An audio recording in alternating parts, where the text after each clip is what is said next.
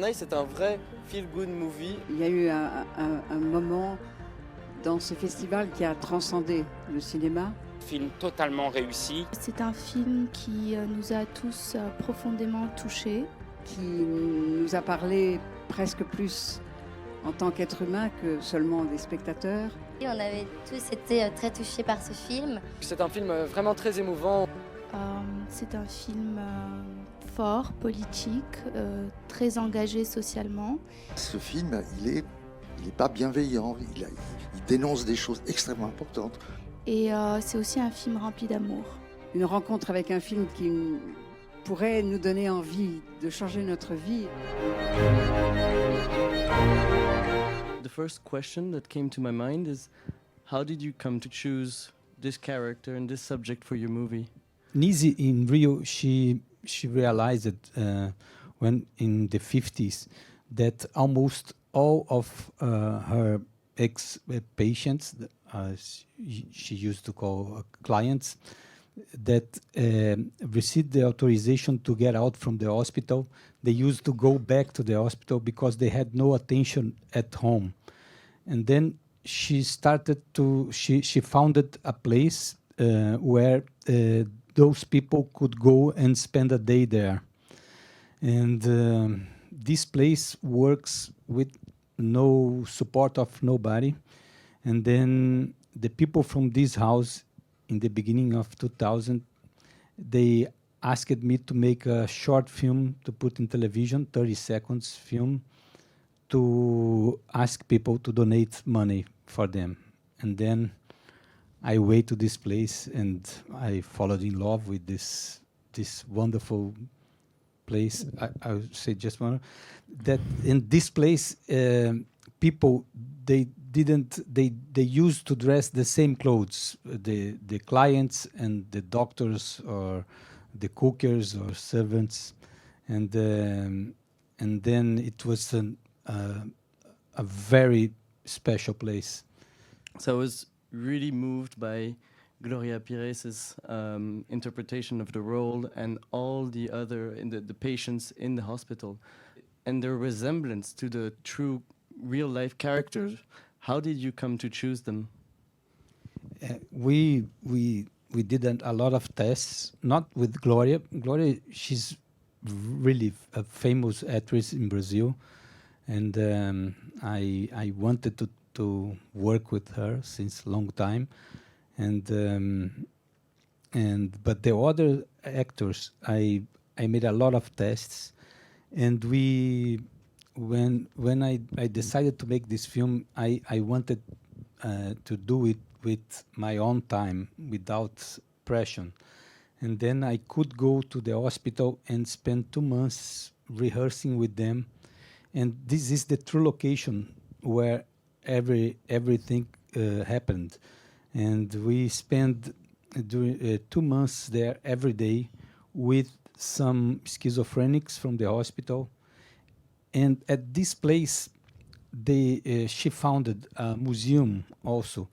And at this museum, there are all pieces of work that these patients they make since the 40s until now. And they have there 350,000 pieces of works.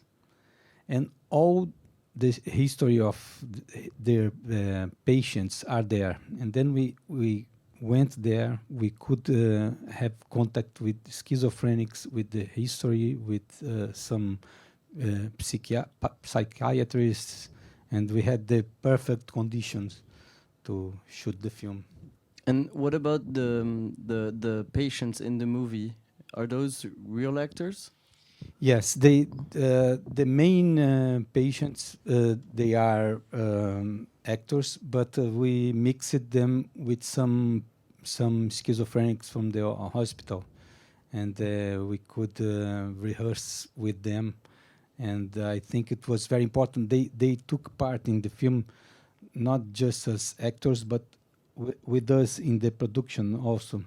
And it was very special because I decided to to shot the film as with the camera in the shoulder all the time. It's the camera, and then we could make the scenes happens, and the camera came in the end, and it was like thing was happen at there almost lively, and then when the action was most important than the position of the camera. The action and was happening, and then the camera should go after the something calls the camera. I hope you can understand me. Any like inside stories that happened on set? We had many stories to tell because it was really strong.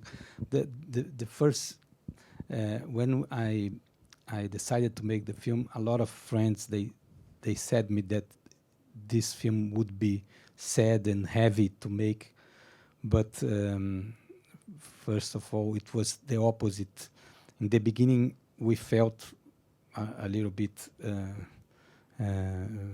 outsiders and a little bit afraid from them because they are so straight and strong. They used to tell us stuff that we are not prepared to listen. But after some time, we became so close to them, to the people in the hospital. That was great. This woman was very special for us because when we are doing a film, we work a lot. In Brazil, we have 12 hours shooting every day, 6 days a week, and it's tiring. We shot in the summer in the suburbs of Rio, and it's very hot. And people usually became tired and hungry with a lot of problems, and they complain a lot. And one day we had a kind of meeting that we usually have in cinema with the crew that they are complaining about the food, the drivers, everything. And that this woman, she said, after half an hour of meeting, she said that they were complaining for bullshit, that this film was so more important than the food or the drivers or anything else, that nobody was really realizing that we are making something that was really historical. And she started to talk, and she talked for around 10 minutes, and after that everybody was okay with everything. So this is a question I enjoy asking the members of the jury or other directors. What makes a good historical movie in your sense? Well, this film took me many years to write that, because the life of Nise was very intense, and but to make this film, I wrote in the beginning a film about her life, and then I realized that 2 hours is not time enough to tell about a life, and then I decided to go to one special moment in her life that changed all her work.